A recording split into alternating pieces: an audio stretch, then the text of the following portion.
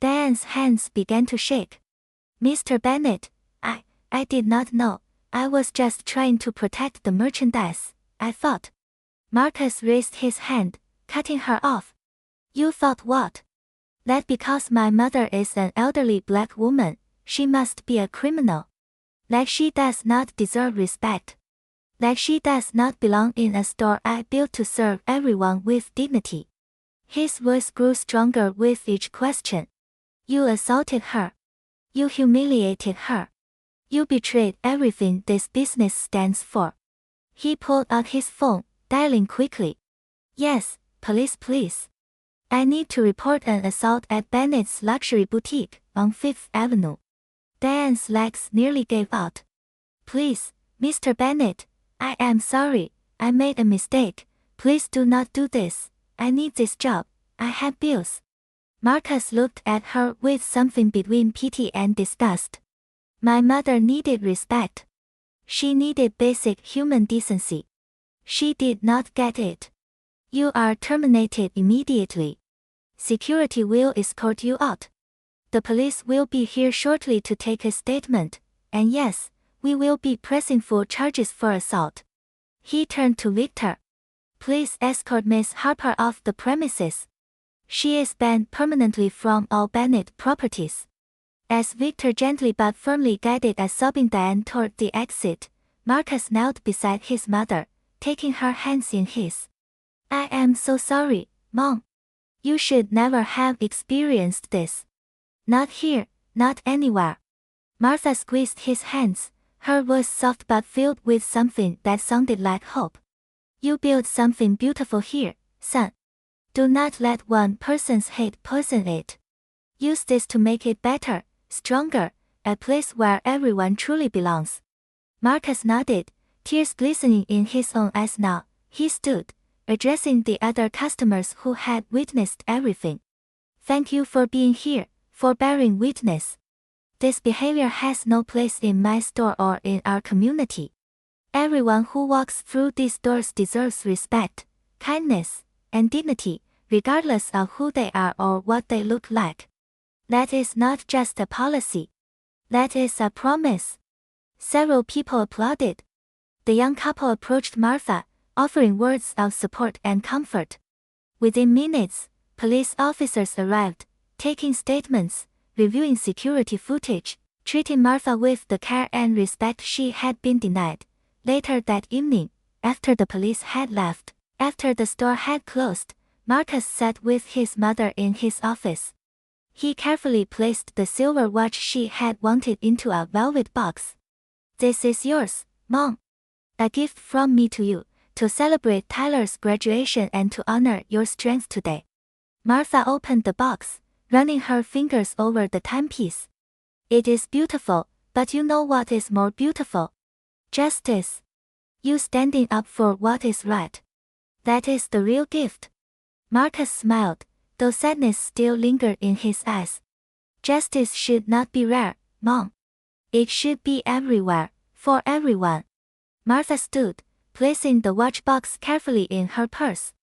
She touched her son's face gently, the way she had when he was a child. You are making it less rare, one choice at a time. That is all any of us can do. Keep fighting, keep building, keep believing. The world changes when good people refuse to stay silent. They walked out together into the fading evening light, mother and son, bound by love and strengthened by the knowledge that dignity, once defended, can never truly be taken away. The boutique doors locked behind them, but tomorrow they would open again, ready to welcome everyone with the respect every human being deserves. November 21st, 2023. You physically intimidated Marcus Williams at a community meeting, using explicit threats of violence. She looked up from the tablet, her gaze boring into Frank. Shall I continue? Because I have 4 months' worth of documentation, witness statements, video evidence, and recorded conversations. You were sloppy, Mr. Carson. Very sloppy. Maya felt her knees weaken with relief. She had filed a complaint with the FBI 6 weeks ago, after finding a threatening note shoved under her door. She never imagined it would lead to this. This is entrapment. Frank shouted desperately, looking around at the crowd as if seeking support. You can't do this to me. Actually, we can, Agent Martinez replied smoothly.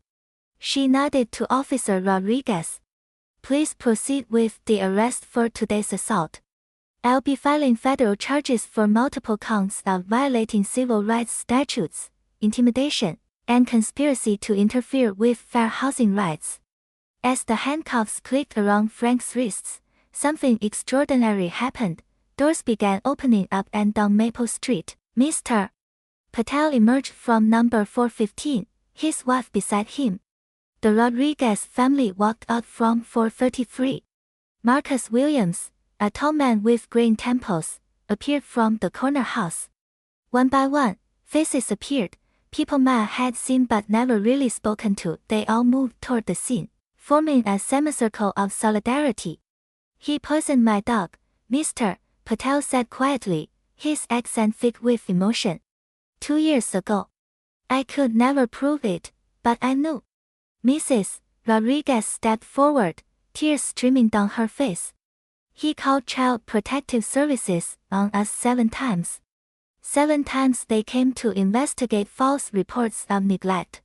My children were terrified. Marcus Williams crossed his arms, his jaw tight. He tried to run me off the road 3 times. Followed me home from work. Made my life a nightmare for months. One by one, voices rose, sharing stories of fear, harassment, and pain that had been suffered in silence.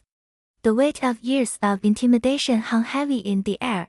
Agent Martinez recorded every statement, her expression softening slightly as she heard the parade of testimonies. All of this will be documented. Every single incident. Mr. Carson will face federal prosecution, and these are serious charges carrying significant prison time. Frank sat in Officer Rodriguez's grip, his defiance finally shattered. Reality crashed down upon him with crushing force. His future, once secure in his imagined superiority, now lay in ruins. Ms. Thompson, Agent Martinez turned to Maya, her professional mask slipping to reveal genuine respect. Your complaint last month gave us the final piece we needed to move forward. You stood up when many others felt too afraid. That took tremendous courage.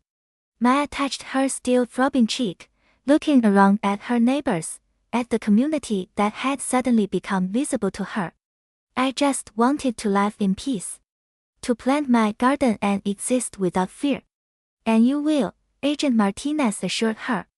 I can promise you that. As Frank was led away to the patrol car, his protests fading into pathetic whimpers, Maya felt something shift in the air around her. The neighborhood, once filled with tension and unspoken dread, seemed to breathe differently now. Mrs. Chan approached first, wrapping Maya in a gentle hug. We should have spoken up sooner. I am so sorry. Tom nodded, shame coloring his features. Fear made us silent. That changes today. The crowd murmured agreement. Hands reached out to touch Maya's shoulder, to offer words of support and apology. The isolation that had surrounded her for months crumbled beneath an outpouring of connection and solidarity. Agent Martinez handed Maya her card. You'll need to come to the field office next week to give a full statement.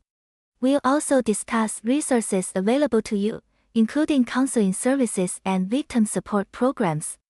Thank you, Maya whispered, the words feeling inadequate for the magnitude of what had just transpired. As the patrol cars pulled away, their lights still flashing, the crowd slowly dispersed, but not before plans were made. Block party next Saturday. Community watch meetings. A promise to look out for each other, to speak up, to never let silence become complicity again. The sun broke through the clouds as Maya returned to her garden.